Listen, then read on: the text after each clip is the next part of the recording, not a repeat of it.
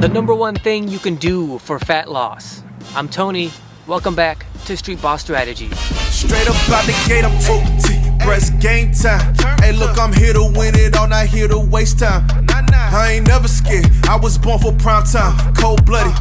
Heated up when. Today we're talking about fat loss, losing fat, keeping it away. And as I often say on this channel, it's not a secret. It's not a hack, it's not a shortcut.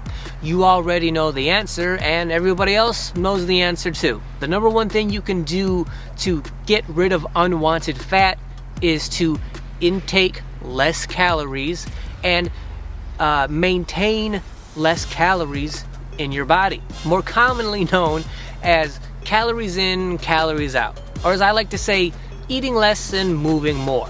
But we're not focusing on the moving more part today. This is not an exercise endorsement video. This is purely about calories, taking less calories in, having a lower calorie intake in the future than you have had in the past. Eating less calories, modifying your diet, your nutrition in a way so that you're taking in less calories was, and will always be, as far as science is concerned, the number one head and shoulders way to lose fat. How you eat will always be the strongest component there can be to weight loss. So let's talk about why that is, how that is, and how you can apply it to yourself. I realize that me telling you that the way you eat, your diet, your nutrition, that being the number one way to control fat loss is not revolutionary. What I want to clear up though is that when you tell someone to modify, change, improve their diet, most people look at that as a negative experience. Most people think that modifying your diet means now you have to eat stuff that you don't want to eat, or you have to eat in such small quantities that it's not going to be satiating to you and it's not going to be enjoyable because of it. What I want to emphasize today is that change in your diet, in your nutrition, in the way you eat does not have to be a negative experience. First of all, have you tried every food that there is? Do you know of how every food tastes? Healthy foods, vegetables, fruits. Do you know how they taste? Do you like them? If you haven't tried a certain food yet, food that's supposed to be healthy for you, how do you know that you don't like it or you won't like it? Second of all, just because you're changing what you're comfortable with eating does not mean that that has to be a negative experience. Stop associating it in your brain that if I eat something different, then it has to be something I don't like, or it will, necessarily be something that I don't like or I don't enjoy, or in a quantity that is not satisfying to me. You have to unlink that in your mind. Stop thinking and saying to yourself, changes in diet and nutrition mean I will not enjoy it. Before we get to the actual food, we have to deal with your psychological, emotional approach to changing your diet. You have to become more open-minded. You have to broaden your spectrum of what you deem is enjoyable. In America, we're so lucky. We have so much food, a bounty of endless food, many of which is healthy for you, good for you, but we choose not to eat those foods because they are not as yummy as, junk food. The reality is that in order for your diet, for the food you eat, it can't always be super yummy all the time and be healthy, and you lose a lot of fat because of it. But that does not mean that it has to be unenjoyable. It doesn't mean you have to only eat, say, broccoli and rice and it's plain and it has no taste, no flavor, and thus you only, you make yourself ingest it time after time even though you completely dislike it.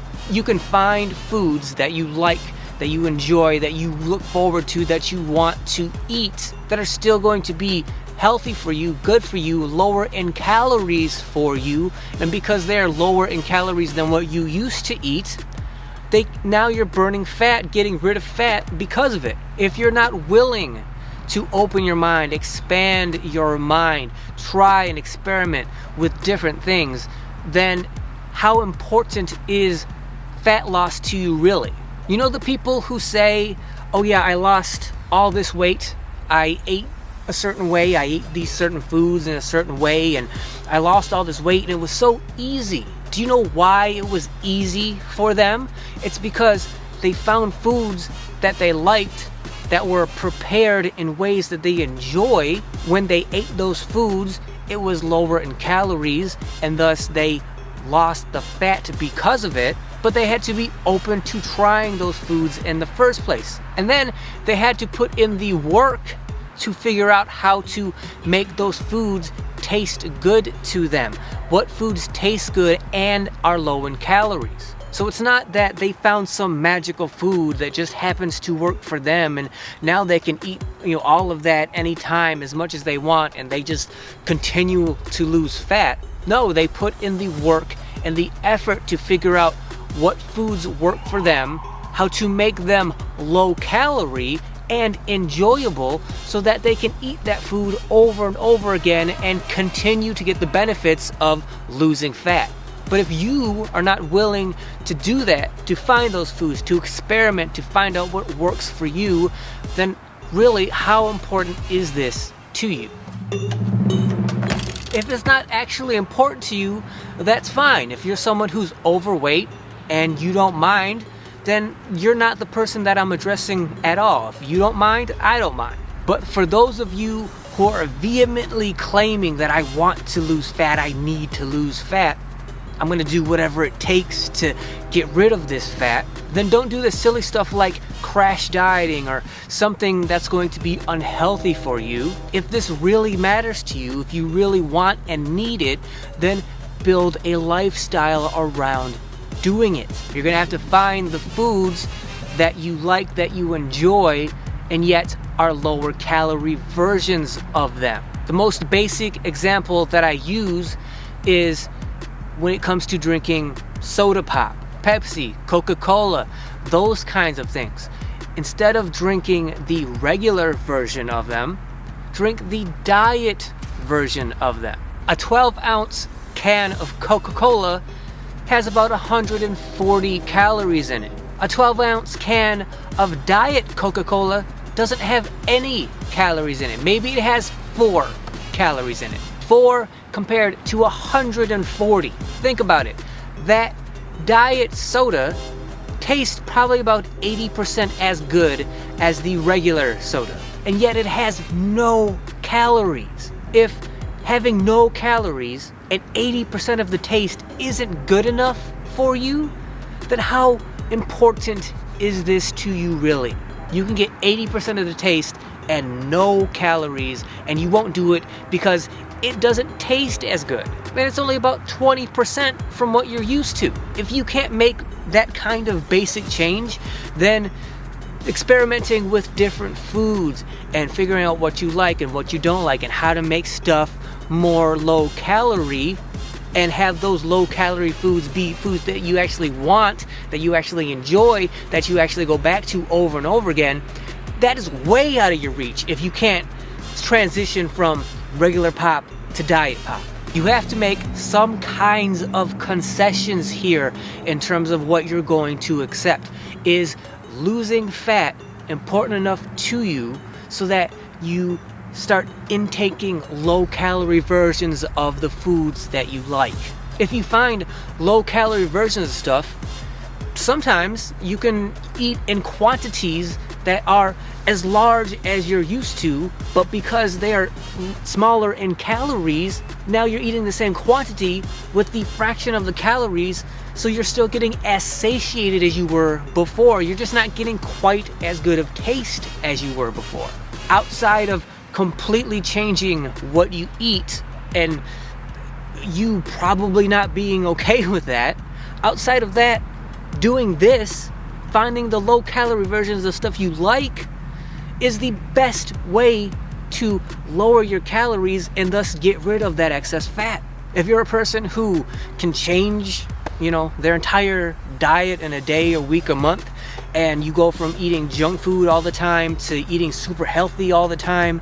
If that happens to be you, and it's very unlikely that it is, because it's very unlikely that that's anyone, but if it is, then great for you. But for most of us, we still want to eat foods that we enjoy. We want to wake up and look forward to eating good food throughout the day. And just because that food is low calorie does not mean that it can't taste almost as good as the food that you've been used to. But it's on you to put in that work and that effort to experiment, to find out what you like and how to make it low calorie, and then integrate that into your life over and over again. So now you're surrounded by a world of food that's way lower in calories than you used to intake, but still taste almost as good as the food you used to eat. Find those foods, eat those foods for the rest of your life.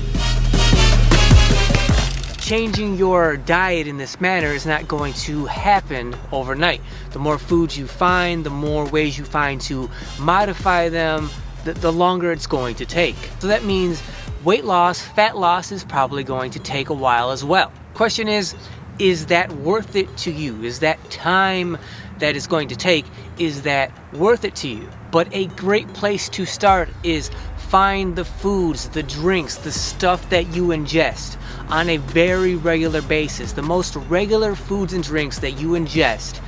Use those foods, find the lowest calorie versions of them, modify them as best you can to be the lowest calorie versions of them that you can.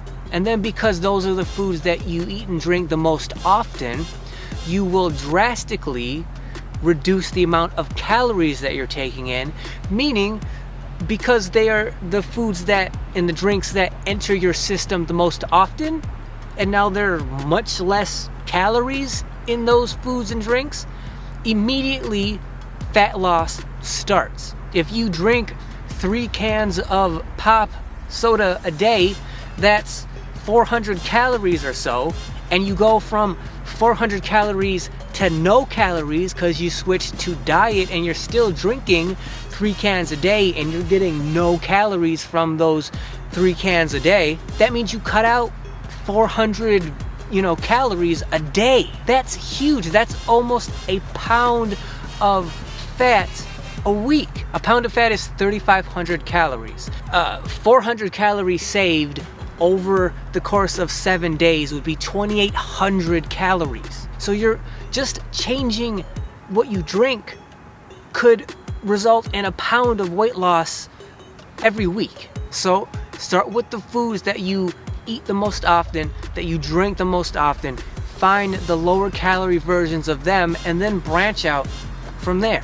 When you start to do that, and the better you get at finding the lower calorie versions of the stuff you like, or figuring out how to modify the stuff you like to make them lower calories, the easier it becomes, the more enjoyable it becomes. You start this snowball effect as you get better at it. So is that better than doing something like a crash diet or going like keto for a month because you want to get all of that bloating out of your system, and then when you're done you're just gonna stop being keto again and put all the water weight and all that back on? Doesn't it seem better, more sustainable, more beneficial to change your universe, your lifestyle of how you eat? It's all about the calories that you're ingesting and getting them as low as you can, right, while still having foods and drinks that you enjoy.